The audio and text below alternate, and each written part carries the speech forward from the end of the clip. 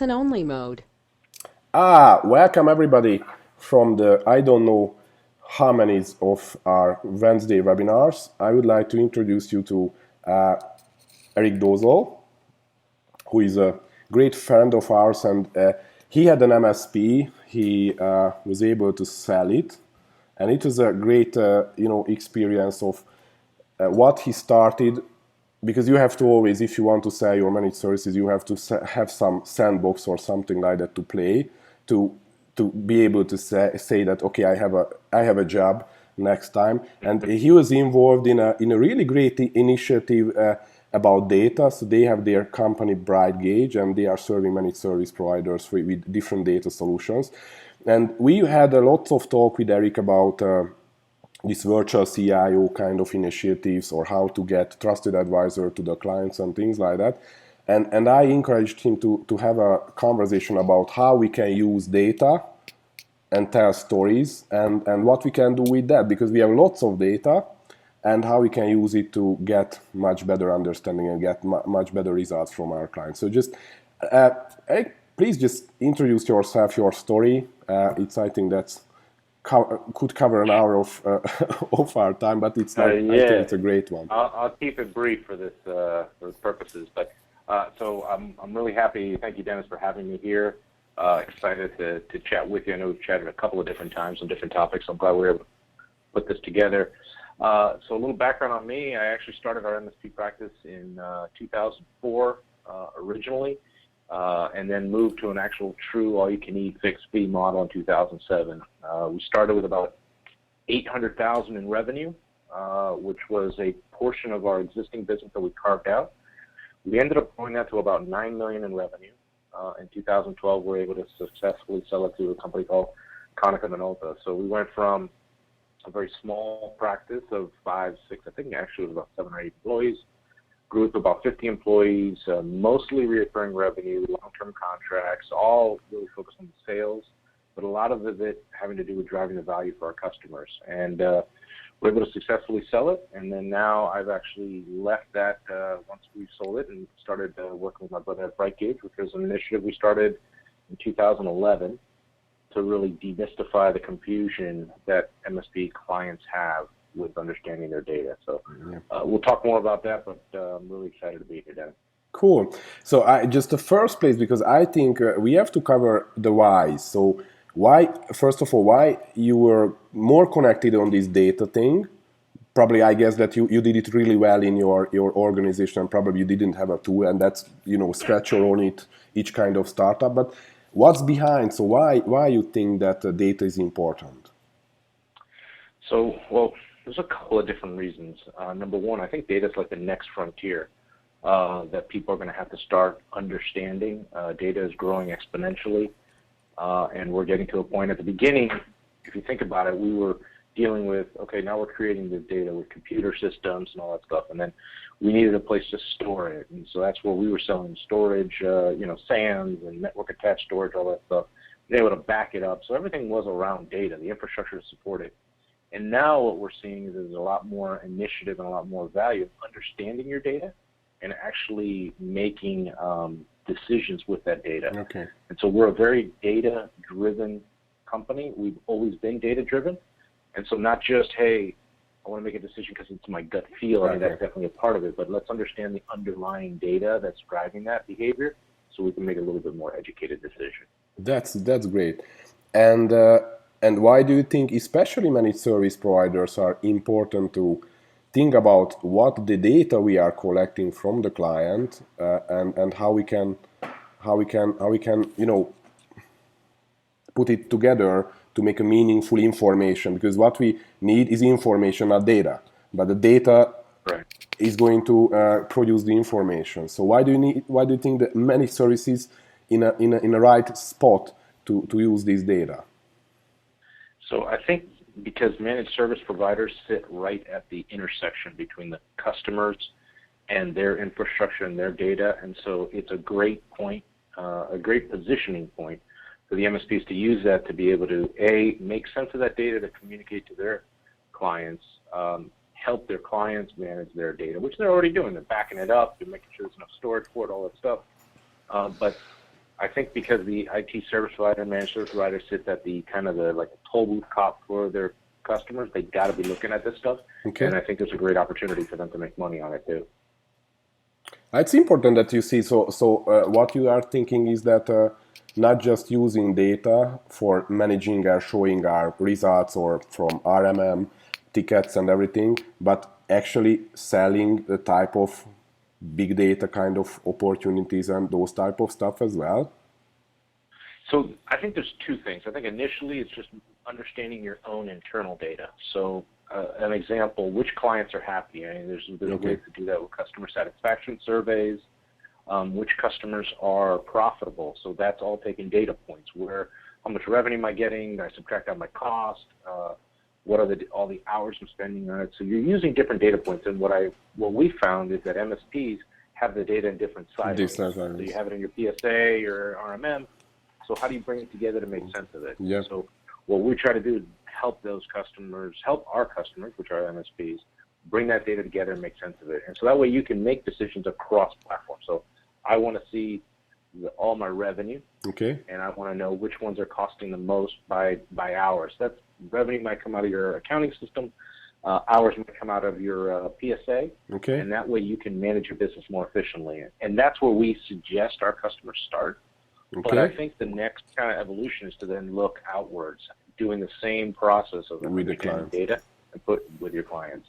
So what you are talking about, because I try to figure out, or before this talk, that what's the main areas of reporting and when we can use this stuff, and what the first one which I realized, of course, the operation excellence, how we can create much better service because we can analyze data.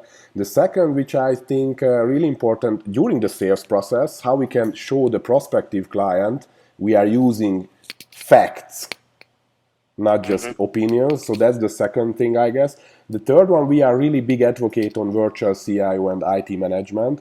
I think that's a killer to have a great data back and tell stories about this data. And the fourth one, I guess, is that data and information, if you are managing, it's give you the possibility to bring the business conversation instead of the technology conversations. I see these 4 points of which we can cover one by one. Do you have any other, big point here, Eric? So those are the ones that kind of jump out at me. I mean, I think understanding data, if you look at not that all that stuff is to your client, but if you look at where are you getting your opportunities from, where are people, your leads that you're getting from is another spot where you can use the data to help grow your business so that pipeline continues to grow. So there's different areas of the business that you can use data to make better decisions. I think operational excellence is where the majority of MSPs focus because they tend to be, the owners of MSPs tend to be engineers that just happen to kind of start as a company and they just kind of grew from there. And so operational excellence, I see it kind of like waste management. You're trying to get all the waste out and be as efficient as possible because at the end of the day, the more efficient you are, the more money you're going to make. Yeah. And so you can use that same process of understanding how do I make that process more efficient, whether it's communicating to your clients so that way they're getting the value they need, whether it's understanding what leads that you're getting, all those areas, you're doing the same thing. Cool. Let's have the first chunk. So I'm really interested in the sales, right? So I hear everybody's talking about, the value proposition of the managed services is not that shiny that it was before or things like that. And it's really hard to differentiate yourself against the competition, right? So this is like I'm hearing all the time. And in detail, can you just give me a hint at how you think an MSP could demonstrate their unique approach based on data or information, or what type of data you are showing to the client to make sure that they know, wow, that you are really kicks ass. So I think one easy one is just the fact that you're collecting the data and you're understanding it across all your customers. I think people will value that. So when you sit with a prospect and you say, look, we're monitoring 24/7, we have 10 engineers, they're responding to 20 tickets a day, and our SLA is 10 minutes, all that stuff proves to the prospect that you're using data and that you understand your business. So that's going to help you there.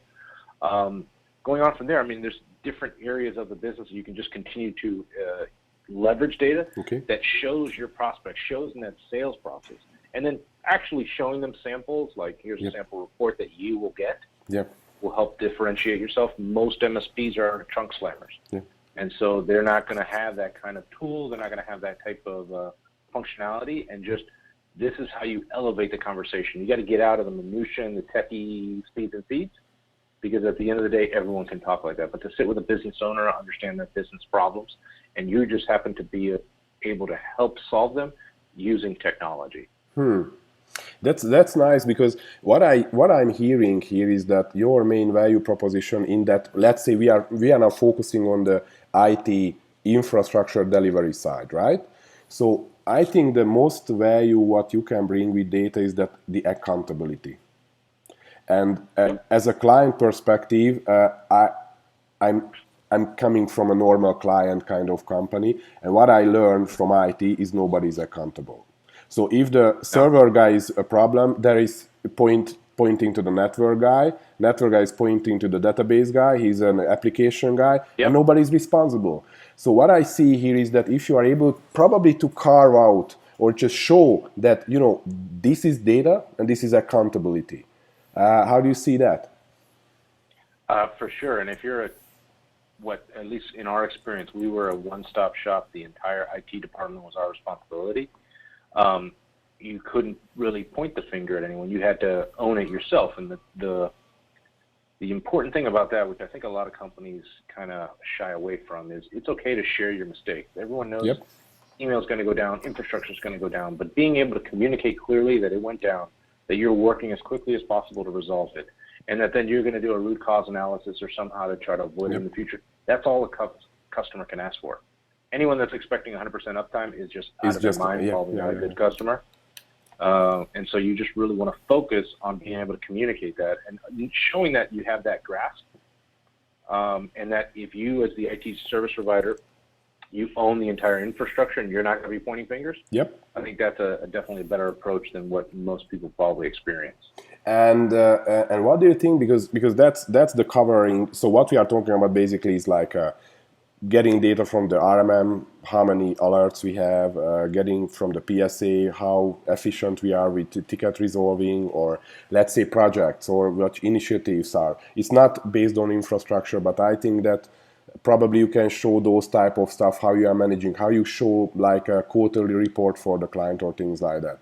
So what it is, see, for example, let's say during the sales process, what could be the best brochure? Because I see your reports is the best brochures of your services. It's not, the BS, I'm doing that, but what you are handing over to the weekly or monthly.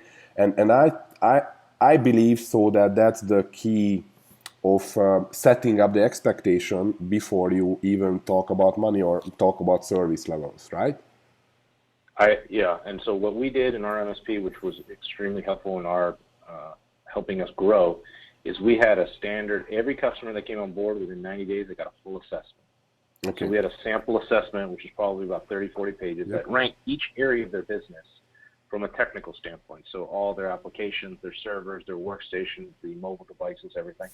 Any patches missing, any security issues, all that stuff. And just being able to show that was great. Then coming and showing every 6 months, I think it was, we used to do a budget and a roadmap on what they should be investing on. So we would bring that. And just by showing those documents, walking in and showing samples, they knew that we had our shit together and that we were able to actually deliver on these things and that they could expect it. Most of them said, I never got anything like this before.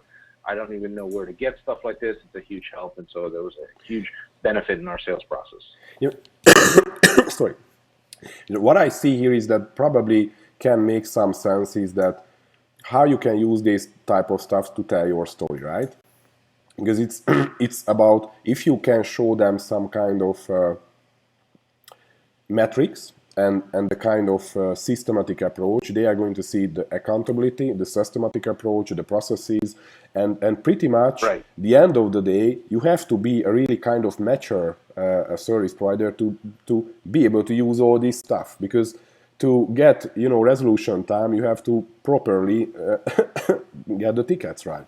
So Yeah. what I see here is that it's go back to the operation excellence and the leadership model, that if you set the stage for the internal team that we are going to show these results to the client, that something gives them the focus of, okay, what's important to me. So that's probably how it can help. It get the alignment inside and outside. So I think data is really great a selling tool. So that's for sure. The second, which I would like to go into, that, like, let's say we are giving them not just an IT related services, so not the IT infrastructure type of services, but let's say the budgeting, the IT roadmap, the plan, the vendor management, real vCIO kind of activities, third-party project management. So you are really doing the virtual CIO job, not just outlining the MSP with technology roadmaps or things like that. Right. What do you think the like a quarterly session, what the data you have to address with your clients in that level? We are talking about with the CEO. He doesn't care our tickets and everything like that. I'm sure. What he needs, what the high level executive needs from us. So what we used to do, we used to break it out into different sections. Okay. So the first thing is we'd identify any problem areas. And so problem areas can be a variety of different things.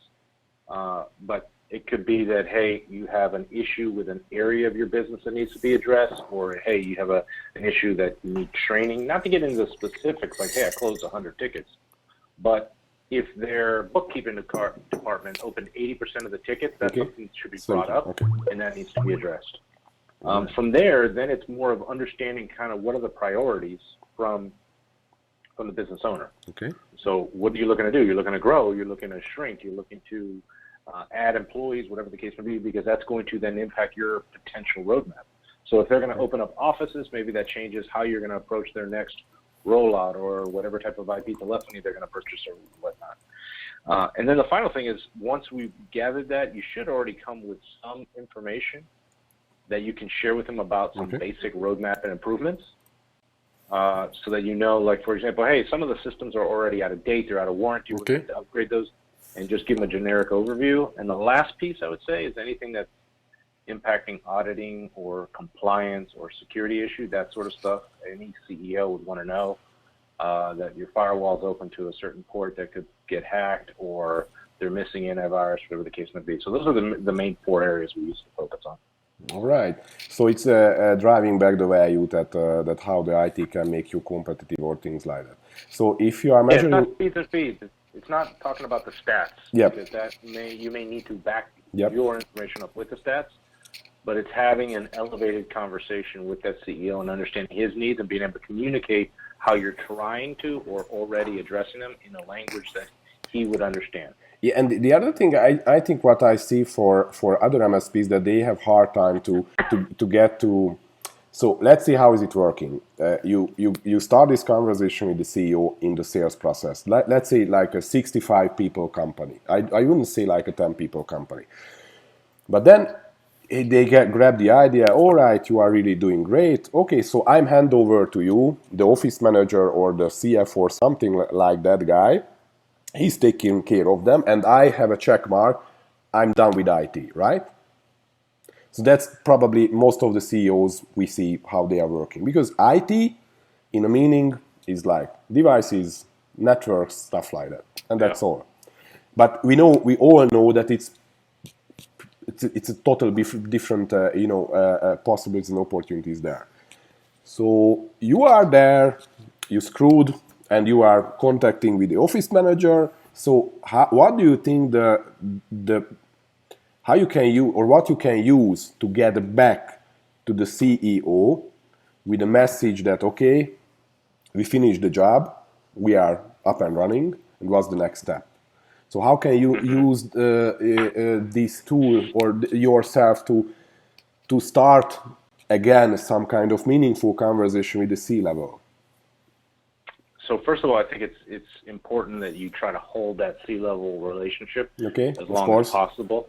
Maybe if you get kicked down to an office manager and now you got to deal with them.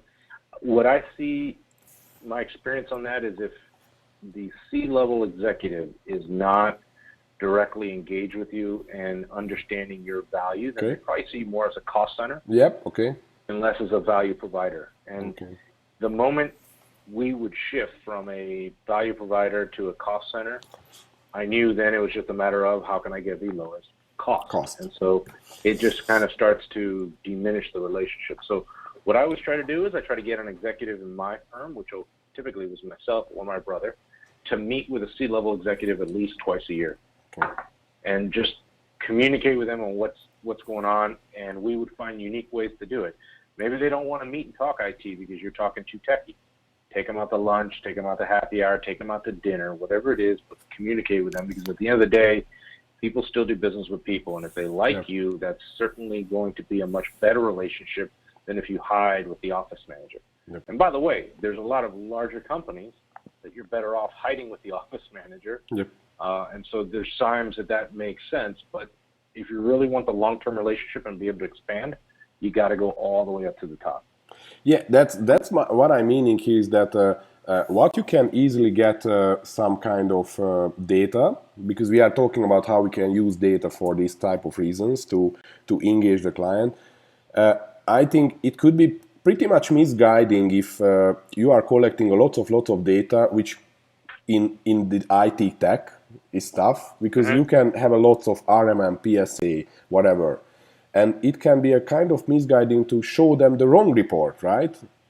So what do you think is, if I have like two stakeholders, right, in the company, one of them is based on the infrastructure, like an office manager, I need to give them the necessary data, and for the executive. What do you think I should include in the report to the executive? Exactly, so line by line. What do you think, or what your best performer clients put to this kind of vCIO type of report? So what they end up doing is they put, so we have, specifically with Brigades, so we have templates for executives, and it usually has anywhere from 10 to 15 different metrics or gauges. And what we recommend is you sit with your customer and you show them the whole 10 or 15 and say what's important to you. What do you want to see? So I had a customer of ours that was actually our second or third largest customer. They were spending about $30,000 a month with us. The CEO wanted one report every Monday morning, and he wanted it to show the patch status of his workstations, so that because he had been hit with a virus, because the system wasn't patched. So that's what we sent him. And he also wanted to know how many tickets were waiting for one of his employees to respond, meaning that they weren't being responsive. That's it. He wanted two metrics. Every Monday morning we set it up, and that's all he wanted. So my suggestion is to sit with your executive, give them some examples on what's possible, and keep it high level. If you want to go technical, you can give them patch status. You can give them who are the most active users. You can say, here's our response times. Here's where we are with the projects that we're providing you.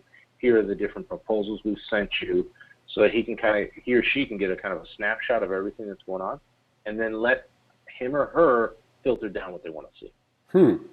So basically, you don't see any, not so like best practice and one fit for all. It's more likely you to understand the focus and the priority of the different people, and with this tool put together like a customized report for each individual, right? So of course we have templates that are popular, and that's why we have them.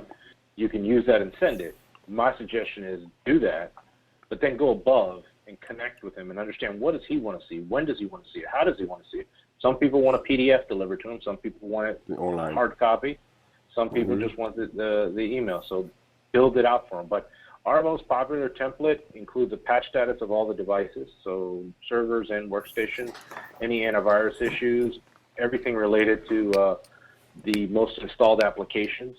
So I have a ton of these apps, or whatever the apps that they have. That's all RMM data. And then on the PSA side, it's how many tickets were open, how many tickets were closed, your service backlog, how many tickets are waiting for them, and then how many hours we spent, if you want to show them. Some people don't want to show that stuff. But those are just a couple examples of what is in our template. But we always recommend go in there, sit with them, gives you another excuse to speak with a person. Yep, exactly. And build that relationship and filter it down to what they want. What I see is just one particular area. What I see, and they really rarely see that MSPs are using that tool for showing them value, is basically now most of the clients has multiple cloud-based subscriptions for a little project management software here, a to-do application there, some integration with calendar there, $10 here, $5 here, $100 there, things like that. And usually these purchases, which these type of client side purchases, is always ad hoc. We have to fix that problem. I have a tool for that, whatever. Yep. And you end up lots of subscriptions. You don't know whether you are paying yearly, monthly, quarterly. So it's like, for a 20 people shop, you can have like 20, 25 different applications as a service. And how would you address this problem? Because I see that nobody is thinking on that. But the managed service provider is not their scope, right? Because we are not managing that. That's running. But nobody have the initiative. Nobody have, saying, okay, I'm responsible for that now. Because that's how you can create some kind of value. What would your suggestion, how you can fix that problem? So, first of all, I think that's a great business opportunity, Dennis. Yeah. That's why we are here. No, I think that's definitely going to be a problem that people are going to address. First of all, I hope that one of those that you're paying every month is going to be a Brigades license. But if people continue to add more and more... No. Sorry, it's not. It's the client. No. I understand. But if I think people are going to continue to add more and more subscriptions. Yeah. And it's going to be more and more complicated to track. And how many users do I have? And stuff. I definitely think that's something that someone's going to have to solve. They may eventually look towards a managed service provider to help them with that. But I see the same thing with all the cloud providers. If you're hosted at Amazon and you have a certain amount of space, and you're hosted over here and you have different applications, how do you manage all that in one platform? Yep. That is easy for you to be able to see or be able to deactivate or reactivate.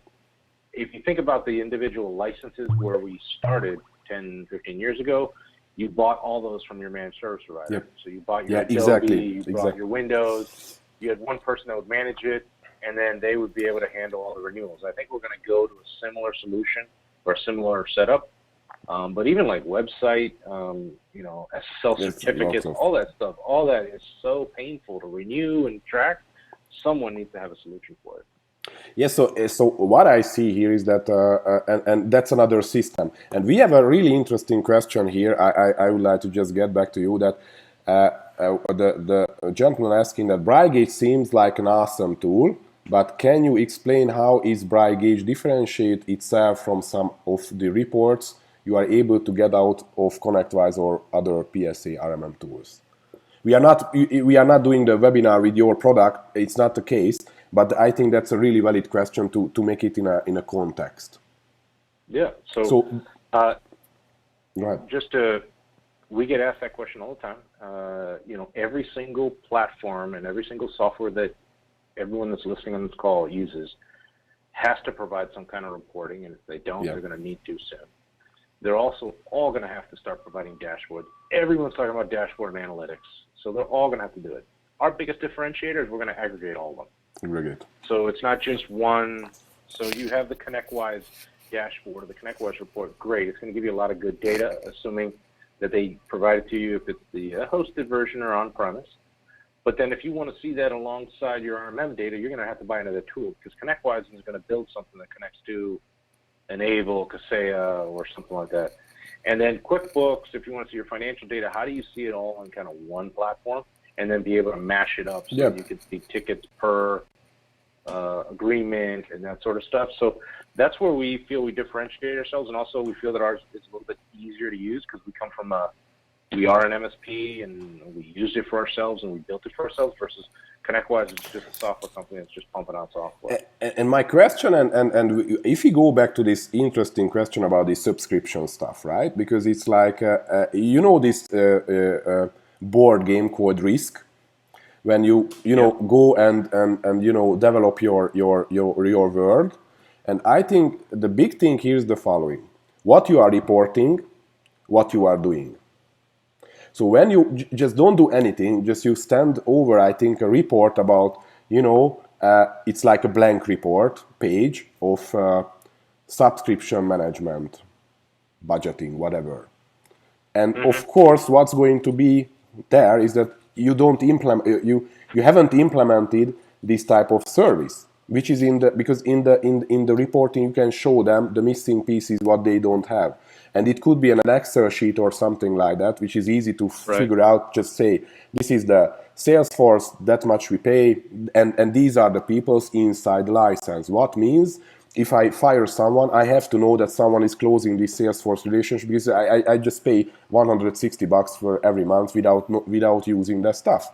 So what I see here is that this, and I assume that you can put it in Brigades some way. So that's the meaning for, you know, that's the platform to use every kind of, you know, information and aggregate those. Is it right?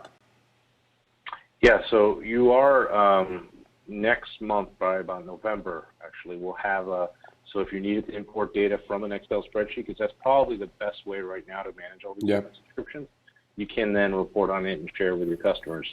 Now, I still think that eventually someone's going to have to come up with something where you can go into one kind of login and be able to see all your cloud platforms, all your licenses, and ideally be able to co-term them. That was a big thing we used to do as managed service providers. I remember spending countless hours doing SmartNet renewals and that sort of stuff. So I think eventually the cloud apps, we're going to have to get to something similar. Yeah, exactly. And my other question here is that how to put it? So what I see is the big problem is the data have to be true, or how to say, real or credible. Because when we did this MSP, my problem was, okay, really that's the revenue, really that's the, you know, that's the ticket for this guy per month. So my issue was the following, is that what's the real data?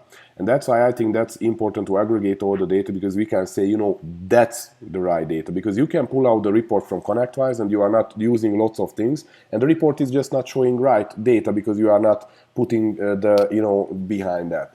So so how you see internally, so let's say we move from sales and virtual CIO to operation efficiency. So how you see data can help you to collect your data and be a better company, you know, better, you know, performing faster, more agile, things like that. So how you see it can drive to a better company? So that's, I think, the biggest value for an internal company, is that you're really aggregating all their data and being able to see what are the areas you're missing, what are the outliers. A good example would be managing your service level agreements, so your SLAs. Being able to, assuming, like you said earlier, you set them up properly, and then being able to manage them, that's a way for you to understand, is my team being efficient or not? One of our other popular gauges that people use all the time is service backlog, which is the difference between number of tickets open and closed. The greater the number, meaning you're opening more tickets than they're closing, meaning either A, you don't have enough resources, or B, the resources you have are not working efficiently enough. So it's great for capacity planning. And you can say, okay, when my backlog gets to 100 tickets, that's when I hire another person. You can see that it's adding every day, and you'll be able to plan properly. Understanding your billable hours and where are people spending their time, that you can make sure that it's being allocated properly. Are you billing the right people? Are you spending too much time on certain agreements? So all that will help you be more efficient, which ultimately will help you make more money. And the other thing that I see, that you were talking about dashboards and gauge and things like that. And if you see as a manager, right, because you have to manage your company and move forward, you have different kind of huddles inside, like monthly huddles, weekly huddles, meetings, things like. If you follow like Vern Harnish or any other this kind of management methodology, you always end up, so you need data, you have to show the people what was the plan, blah, blah, blah, blah. And usually my problem here is that I read these books, you know, and that's awesome. That's what we need to do. Set targets, set do that, and do these huddles. And we run it. I put myself there. I go to the meetings. I teach the people how to use, and we end up always some kind of bad data, or we don't have that, or just it's not the right. It's just and when you are losing this stuff after a couple of weeks. So what do you think? Right. How we can get rid of this problem, because we are getting not credible as leaders, right? So that's the problem. Right. So my suggestion is always to just start simple, start small, start with something pretty basic to just build some momentum. So one of the first things we started doing is measuring who's closing the most tickets on a service team. Put it up on a dashboard. Let people start closing tickets. Now, what's going to happen is you're going to have a natural competition that your top closers are going to try to close as many tickets as possible. So great. So now you're closing a ton of tickets. So then you're going to have to counterbalance that with, I want to make sure we're not just rapidly closing tickets for no reason. So that's where you're going to want to bring in something like a customer satisfaction survey. Okay. And that way you're making sure that the people that are getting their tickets closed are actually having a good experience, good service. So you start kind of counterbalancing each other and just making sure that the metric is actually providing good data that you can measure off of. The other thing is I see people with dashboards with thousands of metrics on it. I think it's ludicrous. Yeah. The human mind can only remember 7 numbers, which is why a telephone number used to only have 7 numbers. Now that we have these handy dandy phones, I don't even remember my phone number because it's all plugged in. But before, I had 7 numbers to remember. That's the number of metrics I would focus on. Anything more than that, you're going to overwhelm. So what we recommend from an implementation standpoint is you start with one, get the team used to implementing data-driven decisions. Once you've done that, you win. You can add 2 or 3 more. But the goal is, once you fix the metrics, so let's say top ticket closers, you know that everyone should be closing 20 tickets. Stop measuring the closing of the 20 tickets and just measure when someone doesn't hit that. Okay. So exception-based. Exception-based. And that way you're just reacting to red, yellow, green, and you're not focusing on each of the details. And eventually you'll constantly be working on things, but it's just a good process to follow. Oh. So I think we covered a lot today, like the sales and how you can use your value proposition to strengthen your value proposition with the client. I think we get lots of answers for that. How to use this, not this tool, just how you use data for strengthening yourself as a virtual CIO, go from tech to business stuff, and yet the operational excellence. And what I see here is that when you this is my personal experience, but I'm always really over optimistic. But what I've seen is that that was a great chance when we had write reports with the client, and he was asking, because we shown them when he came into our office, we showed them the big screen TV. This is the ticket. Oh, that's so cool. That's awesome. That's like NASA and whatever. Yeah. And that was really cool experience to them how we are working. And he needed to, I need that. We are a trucking company, we need to measure, we have the data, how to measure, whatever. So I think that's a great sales tool as well to show them how you are operating your company. And because everybody has data, so we have MSPs, we have a specific data, but a trucking company need, dispatching, whatever kind of data, online, whatever. And probably you can, because what you can do, you can get out a dashboarding tool for whatever, $50 per month, which is, you can connect to the data, and then you can deliver this practice for them, how you do this stuff. So I think it's a great opportunity to sell those type of visualizations, projects, and those sort of things on behalf of this initiative. So I'm over optimistic, but I really see how it can make happen. So we are actually launching a new partner program in 2015 where we're going to allow our customers to be able to resell Brigades to their customers to be able to provide a solution like that. The challenge is, and one of the things that I'm excited about companies like yourself that are helping MSPs kind of make the evolution in advance is that selling sitting with that trucking company, just to keep with that example, you need to have a different level of expertise and approach than your typical MSP that's all about servers and how much RAM and CPU and all that crap. If you can sit with that trucking company and say, what are your pain points from a data visualization? Like, I want to know where my trucks are, which ones are empty, which ones aren't. Understanding how to ask those questions, then you can sit with them and say, hey, I have a tool, Brigades, I use in my office. I'd love to be able to use it and work with you on it. Now you have them using the tool, and now they're stuck with you for life because they're living off of these metrics. And every time they want to make a change or they need advice, they're going to come to you. And it's a data problem, it's a business problem. It's not, hey, my server went down and I'm going to kick you. So it's a very exciting thing. Just curious to see how many people are actually going to make that evolution. Yeah, that's interesting, and it's not what I'm going to say is not covering this topic, but I had this conversation with a guy like an hour ago, and that what was interesting that he was in this really in the mindset of IT, and it was a broken sales process what they had, and we realized in the middle of the conversation like it was like want to sell like CD-ROM in 2014 when nobody wants to have a CD-ROM, right? You can have better sales process, better marketing, better everything, but at the end of the day, they just don't care. They just don't want that stuff. So what I see here and what we are advocating really highly, and that's how we try to put all these, experts like you to have these people to reframe themselves first. I'm not an IT guy, right? I'm a business advisor, but what I need to do to be a business advisor is that I have to start somewhere, right? I'm not going to get or become a business advisor. And I think it's a great tool to get data and get information and because what I see, if you see TED Talks, right? I was doing a TED Talk and I learned a lot of things during this process. It was like, you have to tell stories. You have 18 minutes, you have to tell stories. So you have to create your stories, and data can help you to carve these stories and get the authority and get the meaning, because you are talking about data.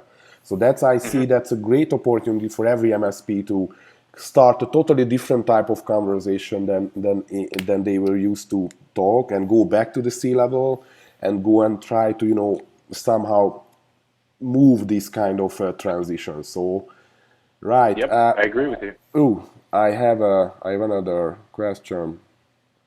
Yeah. So can you use? It's really interesting because people are always asking what you are doing. So sorry. So can you use Brigades without using one of the PSAs like Autotask, ConnectWise, things like that? I'm sorry. Can you use Brigades without using like PSA solutions like Autotask or ConnectWise? Eric, just please explain what you are doing, what your product is all about, and things like that. I think that we should cover here. Sure. So Brigades, the data analytics, and really what we are is a business intelligence tool for the IT service provider. So that's our goal. Right now, we focus on 5 different integrations, which are ConnectWise, Autotask, LabTech, Kaseya, and we also work with GFI. In about 3 weeks, we will have a new version and a new release, which will open up to any SQL data source. So anything out there. We're also introducing integrations with Enable, with Zendesk, and QuickBooks is our first financial applications. We will then continue to roll out additional financial applications. But anything that's a database that runs on SQL, MySQL, Microsoft SQL, any of that, we can connect to. We will also give you the ability to, using Dropbox as a tool, to import CSV files. So if you have, like you were talking about, I want to keep a warranty list of things that I have to export, drop it in the same file, you can pull it into Brigades, and you can consume it in a couple of different ways. Number one is a dashboard, which is pretty popular for operational metrics. So that you can put up there, share with your customers, however you want to see it. We have internal reporting KPIs, so you can understand how's your business performing. And then the last piece that a lot of people do is client reporting. So take all that data we were talking about earlier, combine it, slice and dice it however you want, and show it. We got a lot of advanced analytics coming out, so it's pretty exciting. And thresholds, your typical things that you want to see. So rather than having to take your data from the PSA or from an RMN or your phone system, export it to Excel, and then run a bunch of pivots and all that stuff, you import it to Brigades, we do all the pivoting and all that for you, comes up with whatever gauge or visual you want, and then it's updated as often as the system will allow us to sync. Yeah, and I like the TV version, so you can put a big screen TV to the technicians and show them what's going on there, and the really nice looking reports you are working on. So I really like to send over the clients because it's really fancy, new type of Web 2, and that's pretty nice. All right, so I think we covered a lot today. I think we should probably have a next session with more details or showing how we can put it together. But what I see here is that that's the goal. If somebody want to get from the technical stuff to the business stuff, lots of routes, lots of ways, lots of possible solutions, and that's one to carry the conversation and talk about stories about data and show them results and authority and accountability. So I think I really thank you very much for your wisdom here, Eric, and I see, because you were an MSP, so you know what is going to be and how hard it is to go back to the C-level guy if you miss the point and you get back to the office manager or something like that. And thank you for all the audience and thank you for everybody. So next we are going to have a totally different scope. We are going to have a next meeting in 2 weeks with Gary Harbst, who created the 6 disciplines, which is a management tool, how you build your business. So everybody is talking about, okay, working more on the business and not in the business. Okay, but how? What's the practical solutions for working more on your system, on your company? And he was the